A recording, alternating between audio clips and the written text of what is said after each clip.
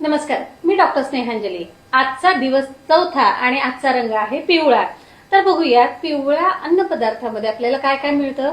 आपण पाहत असाल तर हा ट्रे आहे फुल ऑफ येलो कलर्ड, वेगवेगळे फ्रुट्स आहेत, डाळी आहेत, शतावरी। आता याच्यामध्ये काय काय मिळतं तर सगळ्यात आधी कॉमनली मिळणार आणि खरं तर गरोदर मुलींना ज्याची फार भीती वाटते किंवा भीती दाखवली जाते ते म्हणजे बनाना किंवा केळ। अर्थात केळ हे प्रेग्नन्सीमध्ये खाऊ शकतो, त्याच्यामुळे कसलाही त्रास होत नाही। याच्यामध्ये भरपूर फायबर असतात, पोटॅशियम असतं। यामुळे काय होतं की तिचं गट हेल्थ ही मात्र चांगली राहते, तिला कॉन्स्टिपेशन होत नाही। तुम्ही पाहत आहात ह्या डाळी, अर्थात बऱ्याचशा डाळी ह्या येलो कलर मध्ये असतात। डाळीमध्ये भरपूर प्रोटीन असतं। अगदी काही प्रत्येक वेळेला तुम्ही पनीरच खाल्लं पाहिजे किंवा एक खाल्लं पाहिजे असं काही नाही, परंतु जे शाकाहारी आहेत तर त्याला अर्धी वाटी घट्ट डाळीमध्ये भरपूर प्रोटीन मिळतं। म्हणून आपल्याकडे असणाऱ्या वेगवेगळ्या डाळी, तुरीची, मुगाची, हरभऱ्याची, अगदी मी म्हणेल सोयाबीनची सुद्धा तुम्ही डाळ घेतली पाहिजे।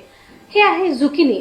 आता झुकिनी हे खूप वेळेला आपल्या रोजच्या जेवणामध्ये नसतं, परंतु आजकाल हे सलाड सारखं याचा वापर होतो। झुकिनीमध्ये भरपूर फायबर आहेत, हे आपल्या वेट लॉस साठी सुद्धा मदत करतं। लो ग्लायसेमिक इंडेक्स आहे, याच्यामध्ये व्हिटॅमिन ए सुद्धा आहे। हे आहे आम्रफळ। आता आम्रफळ हे अगदीच आंब्यासारखं स्मेल करतं, याच्यामध्ये भरपूर व्हिटॅमिन सी, व्हिटॅमिन ए आहे। बरं, ही सुद्धा आपल्याला वेट मॅनेजमेंटसाठी मदत करतं, आपलं कोलेस्ट्रॉल नक्की कमी करतं। झुकिनी आणि आम्रफळ या दोन्हीमुळे थोडाफार का होईना परंतु आपल्या हृदयावरचा ताण कमी होऊ शकतो। हे आहेत मोसंबी। मोसंबीमध्ये व्हिटॅमिन सी येतं, सगळ्यांना माहितीच आहे। Yellow capsicum. आता येलो कॅप्सिकम यामध्ये सुद्धा भरपूर अँटीऑक्सिडंट आहे, ॲस्टाझॅन्थिन आहे, लाइकोपीन आहे आणि त्याचबरोबरीने व्हिटॅमिन ए, व्हिटॅमिन सी सुद्धा आहे। परत एकदा येल्लो भोपळा। येल्लो भोपळ्यामध्ये काय आहे तर याच्यामध्ये ग्लुकोज आहे, फायबर्स आहेत, व्हिटॅमिन ए आहे। अर्थात हा भोपळा सुद्धा तुमच्या गट हेल्थसाठी फार महत्वाचा आहे।